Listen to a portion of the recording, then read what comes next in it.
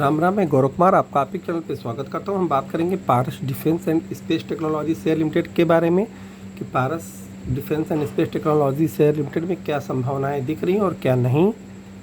Disclaimer ये कि आप लोग बाई सेल होल्ड करने से पहले अपने फाइनेंशियल एडवाइजर से सलाह लेंगे। No buy sell recommendation.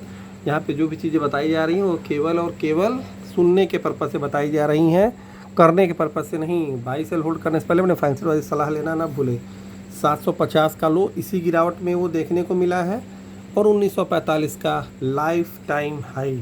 ठीक है, तो चलते हैं सीधे इसके चार्ट पे। तब तक चैनल को लाइक से सब्सक्राइब अवश्य करें, बेल आइकन प्रेस कर दें, साथ साथ लाइव सेशन टेलीग्राम इत्यादि जरूर ज्वाइन करें। ये है पारस डिफेंस का एक बड़ा चार्ट। जब ये पारस डिफेंस लिस्ट हुआ था देन उसके बाद गिरावट आती है और ये लगभग 400-500 के स्तर तक पहुंच गया था शेयर।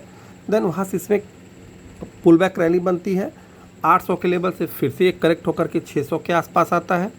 वहाँ से एक नई रैली देखने को मिलती है और लगभग 1600 के आसपास तक इस वाली रैली में ये पहुँचता है 2024 के आसपास। ठीक है, 24 में ये 4 जून के बाद से जो हलचल मची, मतलब जिसे कहा जाता है वोटिंग के बाद से प्रॉफिट बुकिंग वाला समय आता है और उस टाइम आप लोगों के साथ जो भी बातें शेयर की गई थी, जो लोग उस समय से जुड़े हुए होंगे चैनल पे, वो लोग अपने फाइनेंशियल एडवाइजर से सलाह लेकर के काफ़ी हद तक निपुण हो चुके होंगे। बाई सेल होल्ड किए होंगे नहीं किए होंगे वो तो उनके फाइनेंशियल एडवाइजर और उनके ऊपर डिपेंड करता है। देन वहाँ से फिर से गिरावट आती है और कंसोलिडेशन जोन भी आता है। और जो इसमें 2 इम्पॉर्टेंट लेवल के बारे में आप लोग के साथ चर्चा की गई थी कि 800 का लेवल, 1000 का लेवल बहुत महत्वपूर्ण लेवल है इनमें पारस डिफेंस में। तीसरा 1200 का लेवल। ये 3 बहुत महत्वपूर्ण लेवल हैं पारस डिफेंस में और ये तीनों को देख रहे होंगे कि 800 के आसपास सपोर्ट लेता है, फिर 1000 के ऊपर छोटा सा ब्रेकआउट, 1200 के ऊपर एक बड़ा ब्रेकआउट देता है। तो आप लोग समझ गए होंगे। और हाँ, अब यह समय क्या है, यह वाला जोन मुनाफा वसूली करने के बारे में आप अपने फाइनेंशियल एडवाइजर से चर्चा कर सकते हैं। करेंगे नहीं करेंगे ये आपके ऊपर निर्भर करता है। यदि वो आपको एडवाइस करते हैं आपके फाइनेंशियल एडवाइजर तब तो आप करेंगे, नहीं करते तो आप लोग बिल्कुल नहीं करेंगे।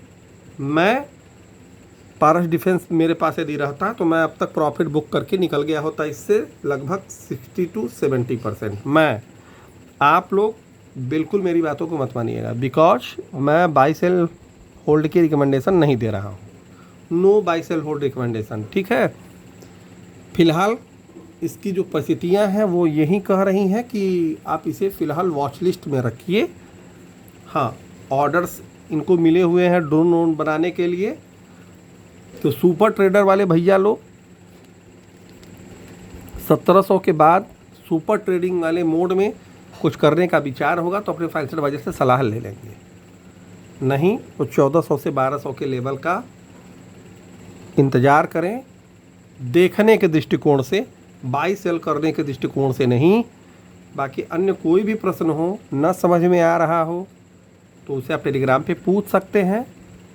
और हाँ, समझने का ज़्यादा प्रयास करें। धन्यवाद। राम राम।